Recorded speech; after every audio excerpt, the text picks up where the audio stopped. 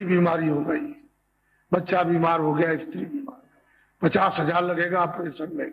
Doctor ने कह दिया 50,000 लगेगा, कहां से जाए? बहुत बच्चों का पालन पोषण, भोजन और कपड़े नहीं पूरे मिलते, क्या करें, मर जाए, क्या किया?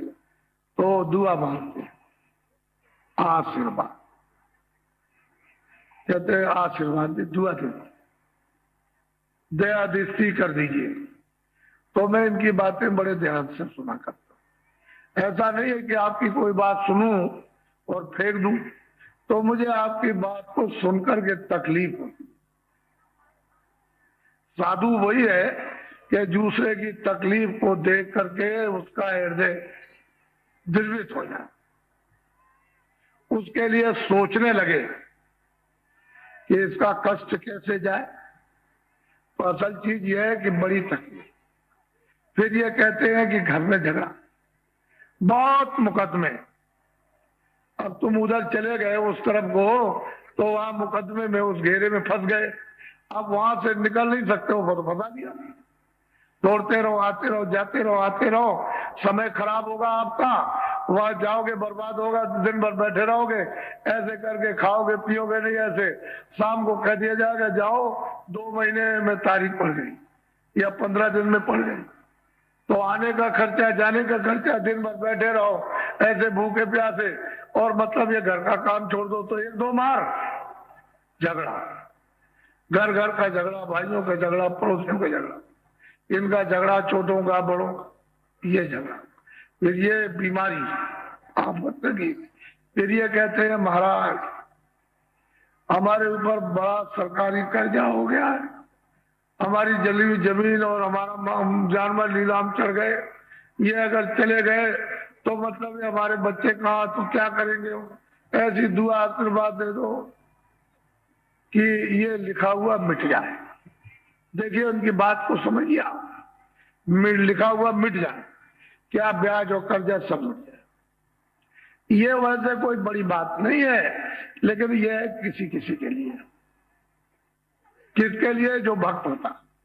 अब तुम तो कोई बात मानोगे नहीं, तो तुम्हारी भक्ति किस बात की?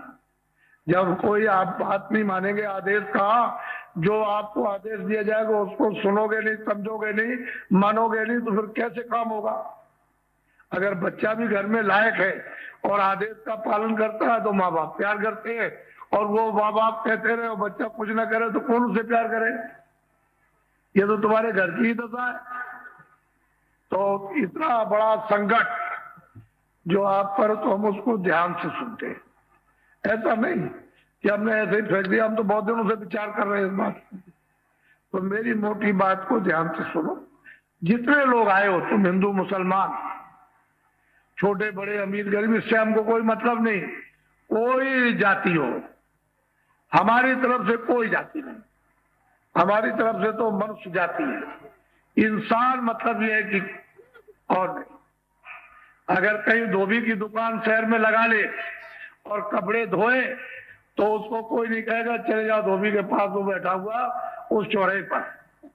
अगर कोई ब्राह्मण नाई का काम करे और सबके बाल बनाए, तो लोग कहेंगे जाओ नाई के पास, जाओ बाल बना लो। तो काम की आपने क्या रखी है? जाति।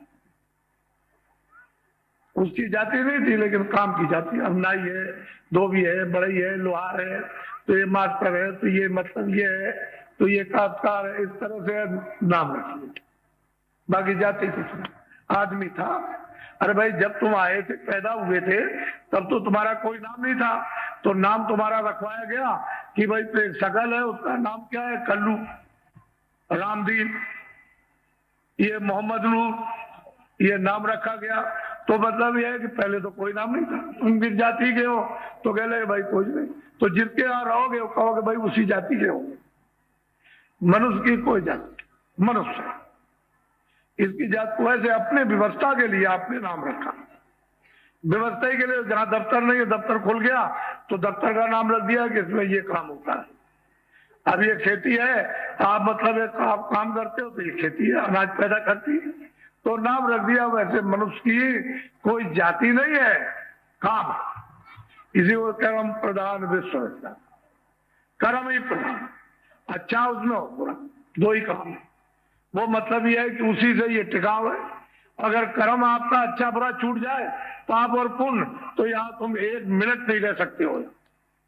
फिर इसी का ये सब झगड़ा है बंधन में होता। तो मैं आपको दोनों बातें बताऊंगा।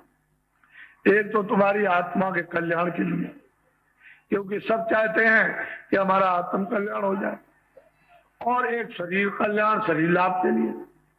तो सभी चाहते हैं कि भाई शरीर का लाभ हो जाए, दुख दर्द चला जाए, बीमारी संकट चला जाए, गरीबी लड़ाई झगड़ा चला जाए, उसकी भी आपको दवा दूंगा।